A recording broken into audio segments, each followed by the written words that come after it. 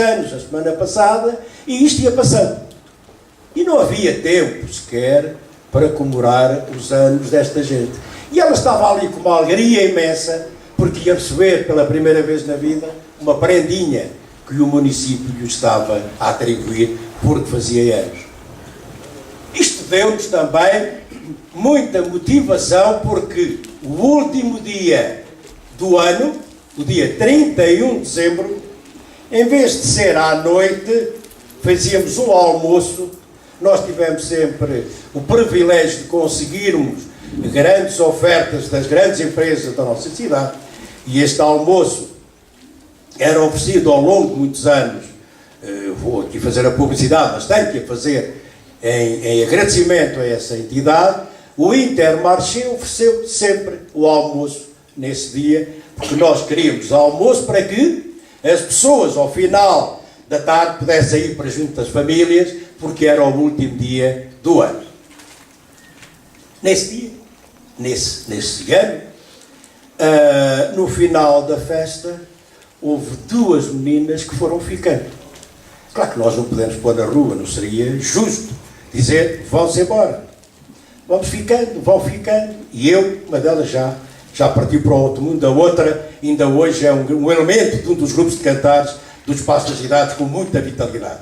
Eu fiquei junto delas e disse, então, Dona Fernanda e Dona Esther, a falar bem e dizer os nomes, que isto é verdade, então vocês não vão para casa, vão ao pé da família, comemorar a passagem de ano com todos? E uma delas diz-me assim, oh não, eu vou já para a cama. A minha nora não gosta assim muito de mim, sabe? E portanto eles vão lá à vida deles e eu não sirvo de atrapalhação para que eles possam gozar o fim de ano à maneira deles. E ó, Dona Fernanda, oh não, minha filha e o meu genro já têm a programação feita, já sabem para onde é que vão e eu não fico a fazer nada, vou-me deitar também. Isto entristece-me. Um dia marcante, a passagem de anos, e eles nem sequer ao menos esperaram pela meia-noite para fazer aquilo que é os nossos desejos para o ano seguinte. E eu para a cama. Foi quando eu, mais uma vez, e reparem, tem que ter um coração muito grande e muito humano, porque esteve sempre aberto a todas estas iniciativas, fui ter com o Sr. Presidente e lhe falei naquilo que podia ser um projeto aliciante para o nosso Conselho. Foi aquilo que o Sr. Presidente apelidou e chamou, e hoje é uma realidade, a criação do Espaço das Idades. Mas na altura não era nada disso. Na altura era um projeto que discuti e analisámos com o Sr. Presidente. E ele diz-me assim, então, se encontra um local para desenvolver aquilo que o senhor acha que deve ser feito para tirar as pessoas da rua, para contribuirmos para que haja ocupação para esta gente. E eu aqui queria fazer uma ligeira interrupção para vos dizer isto. Nós temos um concelho, se calhar, com um dos maiores índices de envelhecimento no nosso país. São cerca de 18 mil idosos.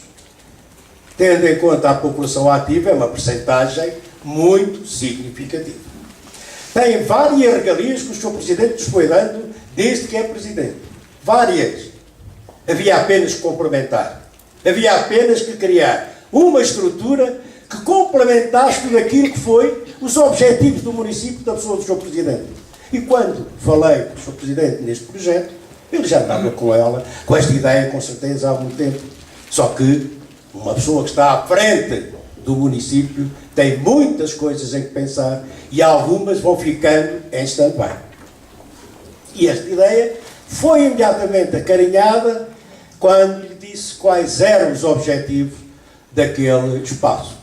E o Sr. Presidente diz, António, veja se encontram um local para isso. E eu, claro, os pés a caminho e andei a ver as fábricas velhas que havia por aí fechadas, a ver onde é que realmente era o melhor sítio para instalar para desenvolver esta ideia.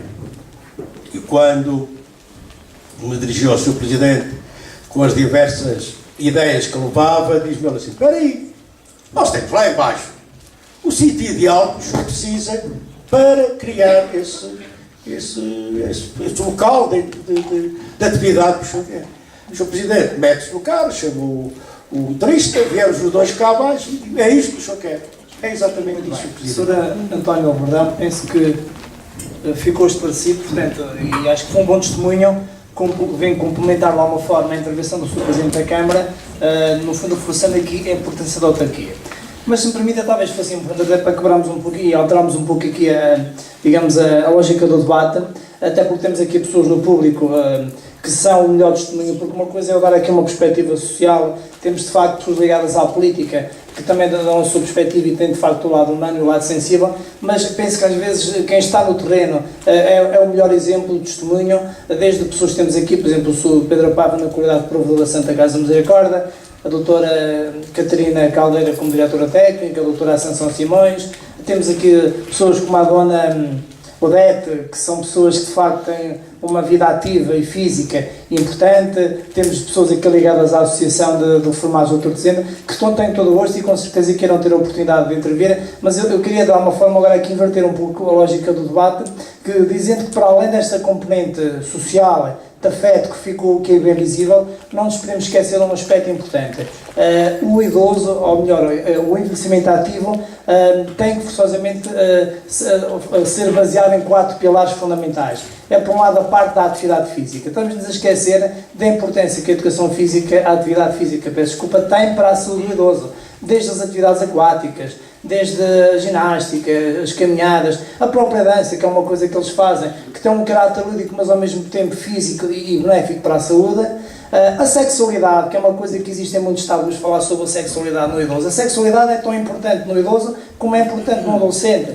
Portanto, eu acho que isto, profissionais da área da saúde, melhor do que eu poderão de facto falar sobre isto. Eu estou apenas aqui a lançar algumas dicas que espero eu que sigam depois para podermos criar aqui o debate e a troca de ideias. Para além da revitalização da mente, que ficou aqui visível, e depois falamos também de outra coisa extremamente importante, e se calhar não é por acaso que estamos aqui, que é do relacionamento com os outros, em que aqui parece-me que o associativismo tem um papel importante. O Sr. Presidente há pouco referiu, e foi visível, a sensibilidade que ele tem para isto, mas temos aqui, por exemplo, pessoas como o Francisco Mota e como o Luís Santos, que também são dirigentes associativos e que também poderão seguramente dar a sua opinião, porque o associativismo também tem uma palavra importante nisto. Quando o idoso se desloca a um sítio destes, vem jogos de mesa, a leitura, a pintura, por que não tocar um instrumento musical? De facto, isto é importante porque é o convívio com os amigos, de facto, que lhe permite também, nem que seja falar da troika, ou falar do aumento dos combustíveis, seja daquilo que for, mas efetivamente isto é soltar e contribuir para que o idoso de facto consiga estar em sociedade. Porque, não sei se sabiam, mas neste momento um dos pilares considerados pelo Serviço Nacional de Saúde para o bem-estar do idoso é de facto o conviver em sociedade, e isso parece-me que é extremamente importante. Eu gostava até de partilhar com vocês aqui este diapositivo que tirei da net. A nitidez de facto não é muita, porque as coisas tiradas da net, digamos, ao ampliar a imagem, perde um bocadinho, mas penso que é visível, e diz aqui que uma pessoa permanece jovem na medida em que ainda é capaz de aprender, adquirir novos hábitos e tolerar contradições.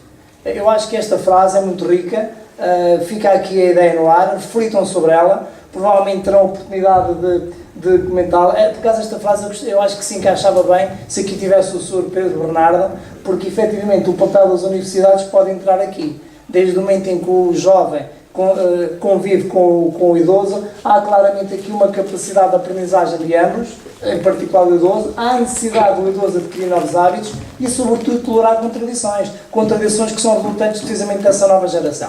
Parece-me que isto de facto é importante, e quanto a isso não há dúvidas.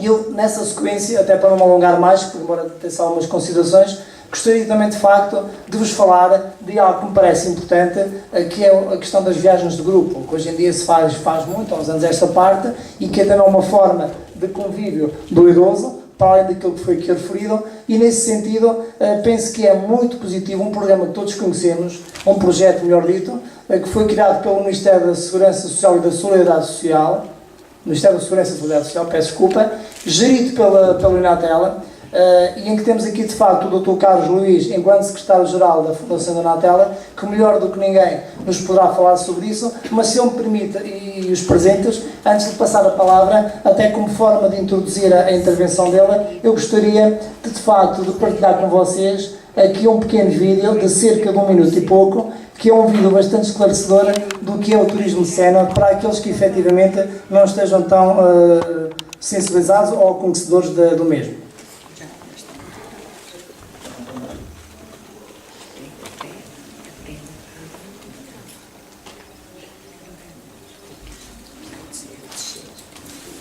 Sénior.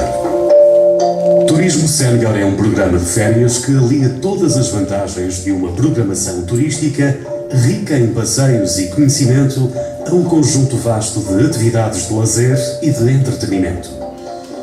A sua gênese governamental admite que os valores de inscrição sejam diferenciados e ajustados em função dos rendimentos auferidos pelo agregado familiar.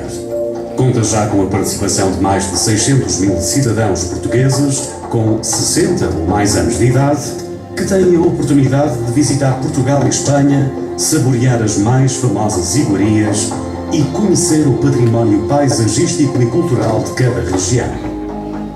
O plano cultural é constantemente reformulado e é apresentado com um grande dinamismo e uma diversidade lúdica atualizada de edição para edição.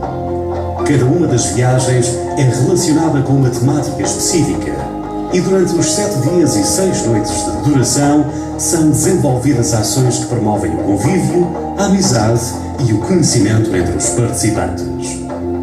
Promovido pelo Ministério das Finanças e da Administração Pública, pelo Ministério da Economia, da Inovação e do Desenvolvimento e pelo Ministério do Trabalho e da Solidariedade Social.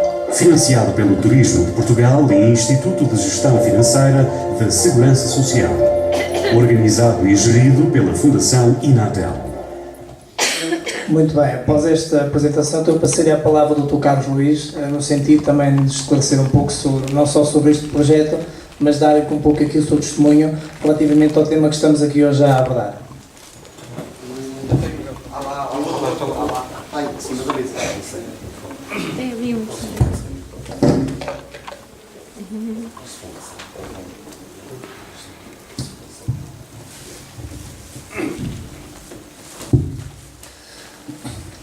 Sr. Presidente do Campos Melo, os meus agradecimentos também por ter aceito esta parceria da vossa instituição com a Fundação Inatel, Sr. Presidente da Câmara, Carlos Pinto, grande amigo e companheiro na Assembleia da República durante vários anos, o Sr. Presidente da Junta de Freguesia, também moderador, a todos os presentes também, as minhas saudações e os meus cumprimentos.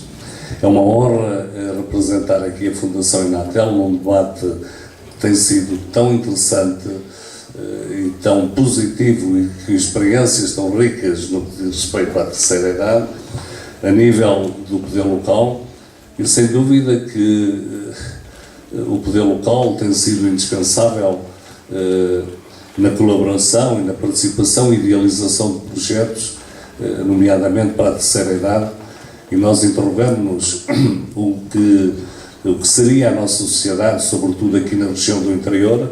Eu sou o vosso conterrâneo praticamente, sou aqui do Concelho de Sabugal, em que eu vi, a partir dos anos 60, milhares e milhares de cidadãos a caminho da França, e ficaram só aqueles que não puderam partir. E hoje percorro o meu concelho e vejo pessoas da terceira idade, quase 365 dias no isolamento total.